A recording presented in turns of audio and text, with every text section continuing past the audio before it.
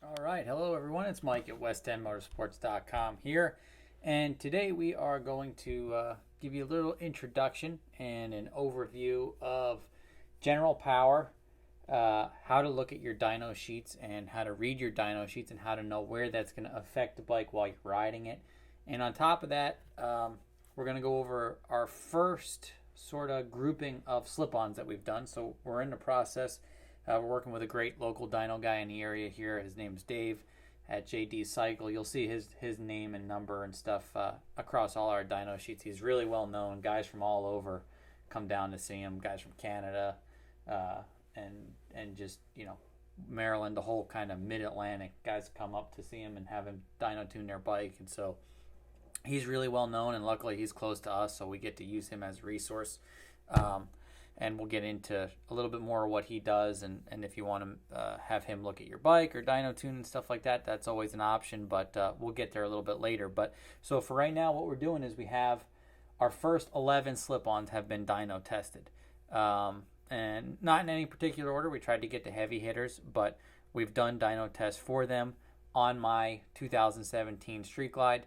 And so we're going to have a really good video coming your way with Dave and I, where we go over and have a conversation probably after this one, and after the other dyno videos start coming out. So if you could stay tuned for that, subscribe or whatever, so you get alerted, that would be cool.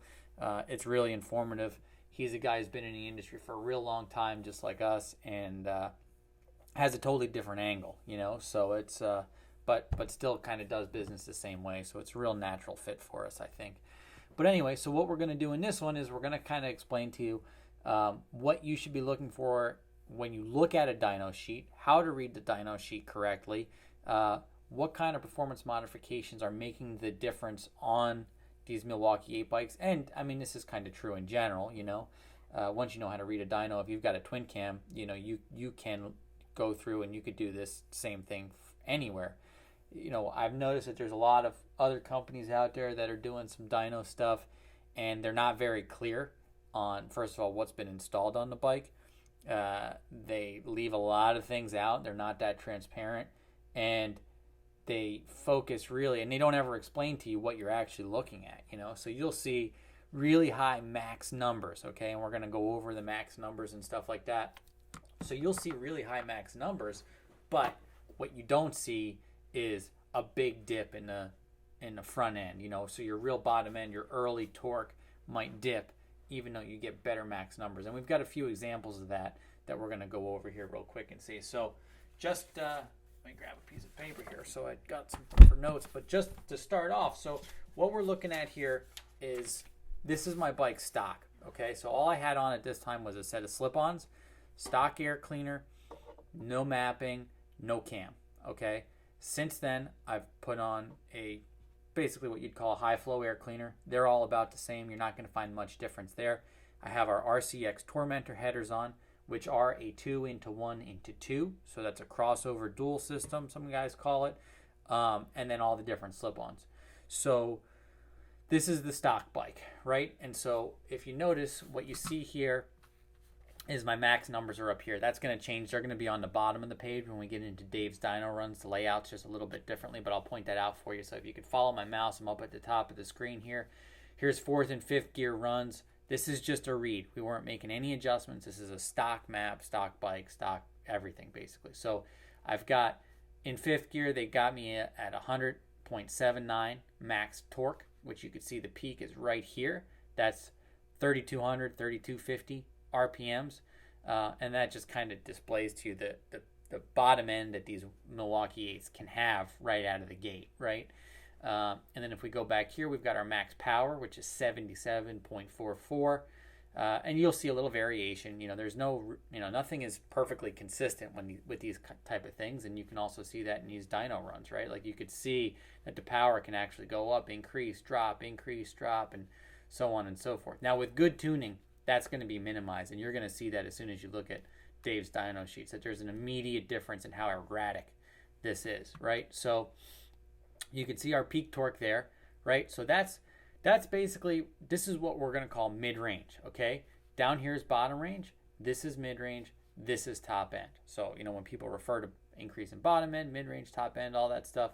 That's what we're talking about. I don't have a specific range. Bottom end is when you're first on the throttle. Mid-range is kind of, in the middle of your RPM range. And then top end's obviously up here, getting to be before you shift, right? So top end is where your horsepower is going to peak. As you can see here, we've got a peak at horsepower. I'd say it's probably right here, which is 4,800 RPMs, roughly 4,900 maybe, somewhere in there. So remember, when you're looking at max horsepower and you see that you've got, let's just say 77 horsepower max, it's like, okay, that's great. But guess what? That doesn't factor in till right here. So something that we want to really stress and make clear to everybody is that this is way more important to the average, especially touring bike rider, Harley riders in general. But if you're riding a touring bike, this is where you're riding, man. You start here.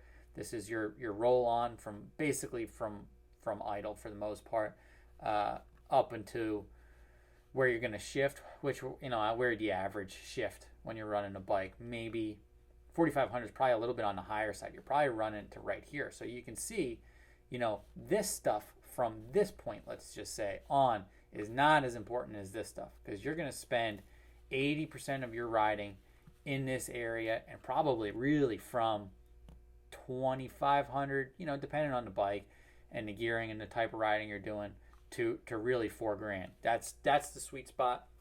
That's where you want your power to be, and so that's what we're going to call usable power, bottom end and mid range. Okay, so you can see when we look at this, that's really good. I mean, if you compare that to a twin cam stock, that's an impressive amount of bottom end, and that's what guys are talking about with these Milwaukee 8. So you're starting with something that's got a lot for you. So that's a good thing. So now we're going to bump down and we're going to look at our first set of slip-ons, okay? And we'll do a comparison here, if I can get this thing to work. Oh, you gotta love computers, man.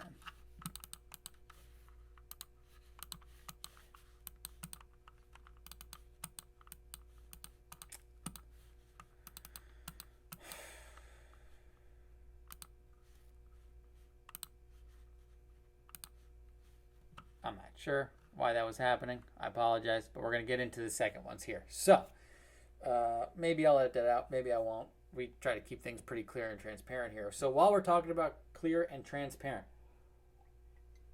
and after I drink my cup of coffee, something you want to look at when you're looking at anybody's dyno sheet. You see, we've got everything for you here. We've got the motor. We've got the cam. We've got the exact air filter. We've got the exact head pipe. We've got the exact muffler. And we've got the exact tuner. That's a TTS tuner that we used. We'll get into that difference at some point when Dave and I speak. And so we'll compare TTS tuners to the FP3 and the Power Vision and all that stuff. Now, here's the first thing that you should notice immediately is how much smoother look at how much slighter the difference is between, I don't know if slighter is a word, but how much less slight the difference is between these dips and dives that you have here. You're always going to have a little bit of a wiggle there, but I mean, that compared to this is a huge difference, and that's stock, okay? So let's go back down to here. So this particular set of pipes on our left is the Tab Zombies, and this is our Rinehart. If you're looking at dyno sheets from anybody trying to sell their stuff, and they don't tell you what's going on in the background here, forget it, man. Forget it, because you cannot replicate what they're doing if you don't know what they have, or if you're taking their word on what they have. So everything is right here. Everything's up front. I mean, that's how we always do things here. So Dave's the same way, and he understands that fully. So here we've got our Rinehart 4.5-inch Moto Pro slip-ons and our Tab Zombies. Now, the Tab Zombies are one of the loudest pipes that we've done. They're super popular for us, and Rinehart is really popular as well. They are, a monster brand. They've done really well. And these two are together because these are probably, you're going to see there's a lot of consistency as we go on here. But in this particular situation, these are two maybe of the biggest surprises. There's probably 3 or 4 surprises out of these 11 pipes, but this was huge for us. First of all, I did not expect a 4.5-inch pipe like those Rineharts to perform that consistently and that well overall, right? And these tabs are a wide open pipe with basically no restriction. Their baffle isn't really a perforated tube. It's you know, it's almost a straight pipe, this zombie baffle. So this was completely unexpected. I mean, that is really good performance.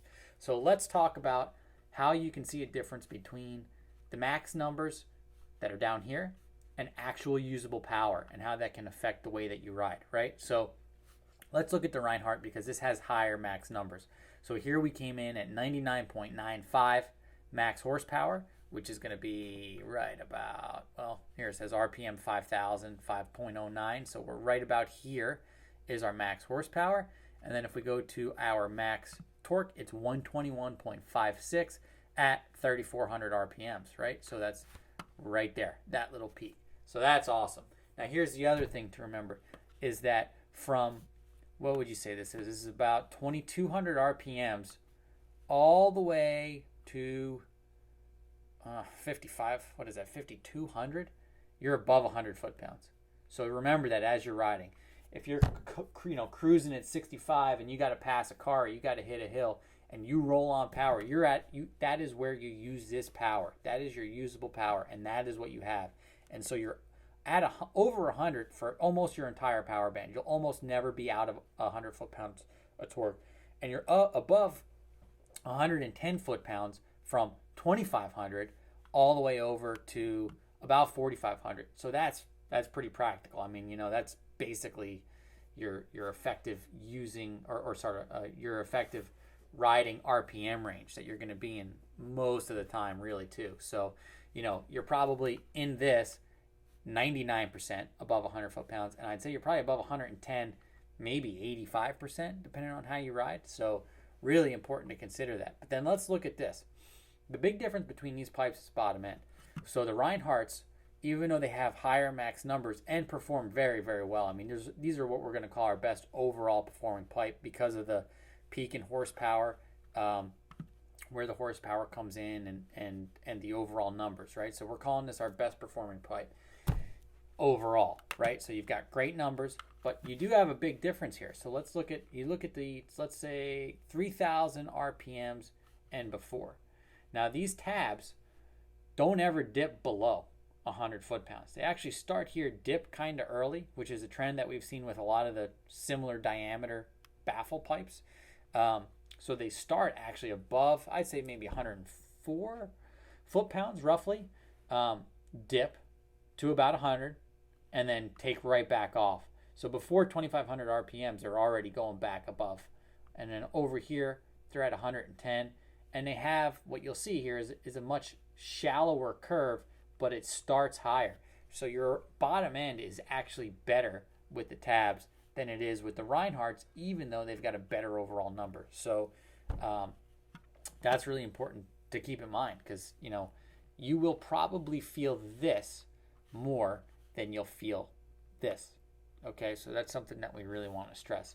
So that's a really good indicator there.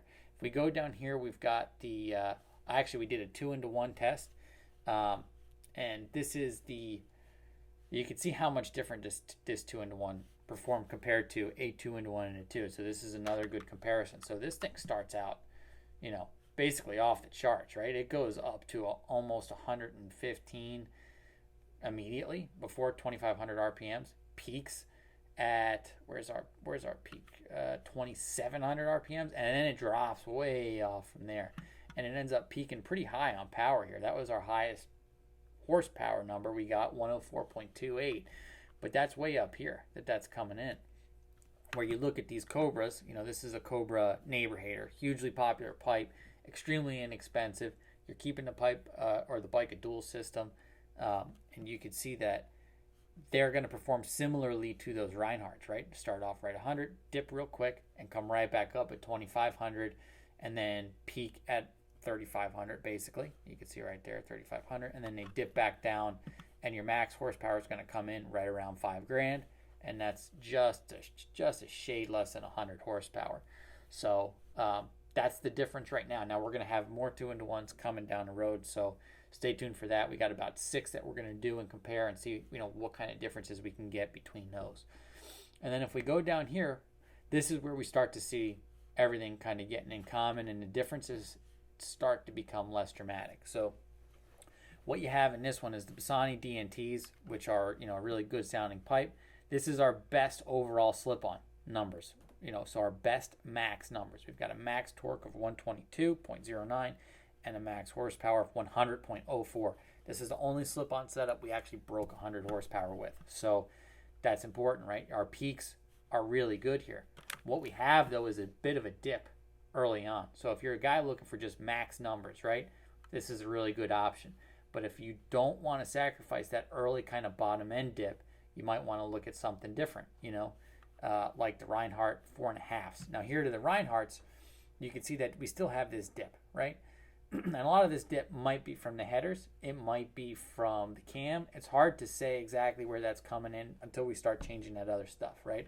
So as long as that's all in place, we see that pretty universally throughout the slip-ons for the most part, unless there's something dramatic between the slip-ons, like the baffle, like the tabs, or you're going to see a set of Grand Nationals from S&S here in a second, and they performed really, really differently than the rest of the slip-ons also. So you could see that the Rinehart 4s actually perform a little bit better, a little bit more consistently. You get a little bit more of a bottom end bump here and a little bit less of a dip, and the dip isn't as long. You see this dip sticks to almost 2,500 RPMs and then starts to go where this one doesn't go down to maybe 95 foot-pounds, not down to 90, and it starts to come back up at 2,300 RPMs, and then it goes from there. Almost every slip-on we did right here at about 3,800 RPMs, they all came together.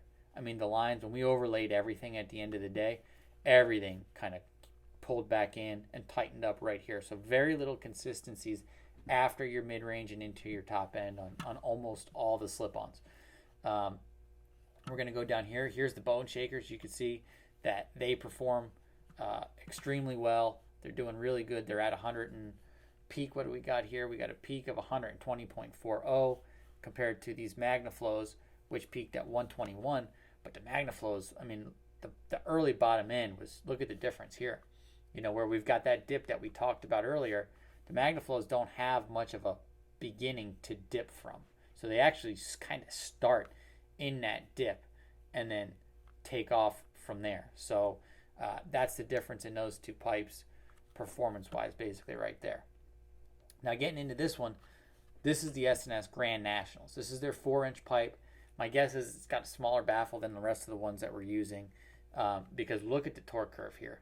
This looks a lot like that 2-into-1 that we showed you. Okay, now they both may have similar diameter baffle sizes, which is going to be really cool when we get into the other 2-into-1s to see if we can get a set of slip-ons and dual headers to perform similarly to a 2-into-1. Now you can see the max numbers are lower here, but the power curve is really similar. I mean, look at the difference in the power curve between the S&S MK45 and the S&S Grand Nationals. I mean, you're starting out at basically 108 foot-pounds right from the get-go. Peaks, where does this one peak? Peaks at 2,800 RPMs and then is pretty flat and then dips down below 110 at 4,500 RPMs. I mean, this is an incredible amount of usable bottom end and mid-range power, So that was the other big surprise that I had mentioned earlier, was that this was really impressive to me for a pipe that's a small pipe, had no expectations coming into it. And then you look at their MK45s, and that's a lot more consistent to that's a lot more consistent to the Boneshakers, I would say.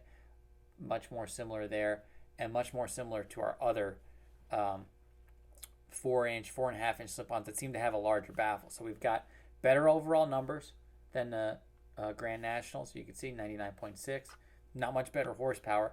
Horsepower didn't have much of effect. I think overall, with one or two exceptions, we kept the horsepower like between 98.5 and 99.5, roughly within a horsepower from one to the other. So there's not much horsepower differences between these pipes, but there is torque differences, and that's something that we really want to stress to you guys. So then when we go down to this one, we've got the Crusher mufflers, which performed really well. That was a big surprise.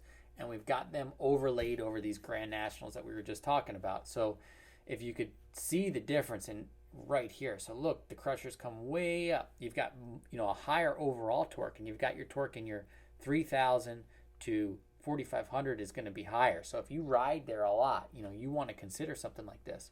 If you do a lot more putting and a lot more heel riding higher, I don't want to say higher speed, but like lower RPM cruising on the highway, you might want to consider a smaller baffle pipe like the Grand Nationals. And you can see them laid over each other, and here's your overall look.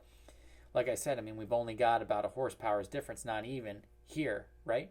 But we've got, what, 5 foot-pounds basically. Let's just round up a little bit. We'll say 5 foot-pounds difference, and look at how different it is where they peak, right? So you're peaking at, say, 500 RPMs difference, you know, and that makes a difference. That is what you feel when you're riding these bikes, especially touring bikes.